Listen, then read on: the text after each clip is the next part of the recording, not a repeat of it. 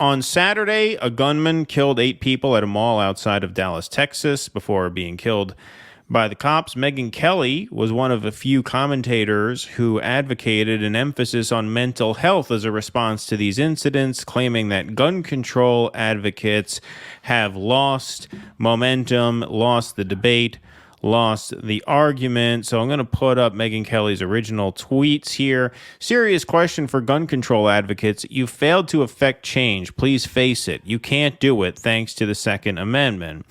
We're all well aware you don't like that fact, but fact it is. What's next? Must we just stay here sad, concerned, lamenting? Could we possibly talk other solutions? Mental health interventions, something real, not the BS we do now. Greater willingness to lock people up with protocols in place for civil liberties who are deemed to be threats. Fortification of soft targets, coordination of media response, not to lionize shooters, etc.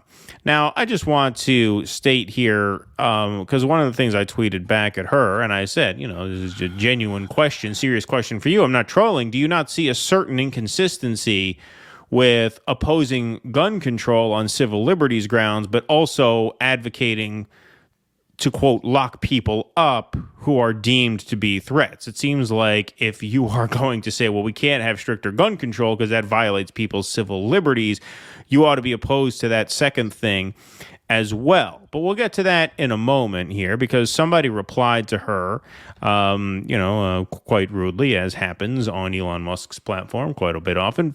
F off. There were 3 That's mass why we're going to today. Mastodon. Exactly. Almost 200 since January. No, you F off. I'm sick of and tired of nothing changing after mass shootings because we get mired every time in the damn gun debate. You have lost. It's done. For the love of God, what else can be done? You're ruining any chance at change by not admitting that the gun debate is lost. Now, I hate to be a stickler for this, but the gun debate is actually not lost among people who want certain gun control measures, favorability of gun violence prevention measures. Fox News poll here, background checks, 87%. Enforcing existing gun laws, 81%. Age 21 requirement for gun purchases, 81%. Mental health checks requirements, 80%. Mental health screenings, red flag laws, 80%. 30-day waiting period, 77%. I want to focus on that mental health checks requirement that would be part of a background check.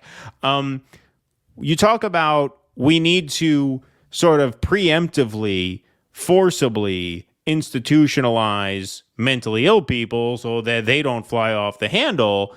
But then you say the gun debate is lost. Well, the gun debate is lost if you put up a straw man that people on the other side of the gun debate are advocating across the board confiscation of everyone's guns, which is not the argument. The argument is exactly that.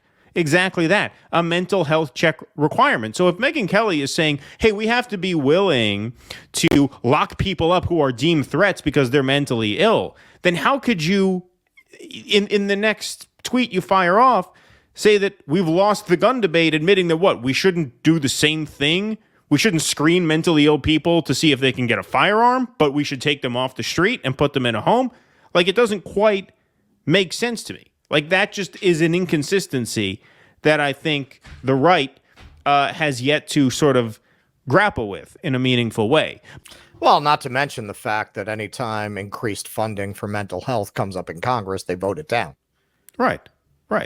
And look, when it comes to the gun debate, I think of it as there are 2 dials that you can tweak, right?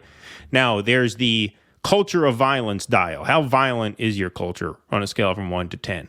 And then how many guns are in circulation, scale of 1 to 10. Now, I would admit... And we're 10 on both. Well, that's the thing. We're a 10 on both. Now, I would admit fully that you're better off, you would have probably less gun violence if you had a 1 on the cultural violence meter and a 10 in the circulation of guns meter. You'd be better off in that scenario than the other way around. 10 on the cultural violence, 1 on the presence of guns, right?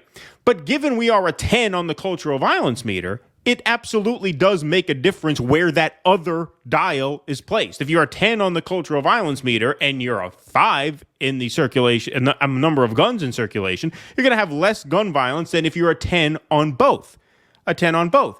And I don't see how you can advocate as she does for the involuntary detainment of mentally ill people, while at the same time saying, well, the gun debate's lost. We can't screen mentally ill people for whether or not they should have a gun.